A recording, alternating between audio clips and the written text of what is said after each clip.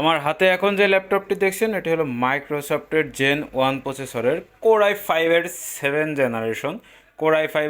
Generation 8 GB RAM 128 GB SSD, full fresh এবং touch display laptop.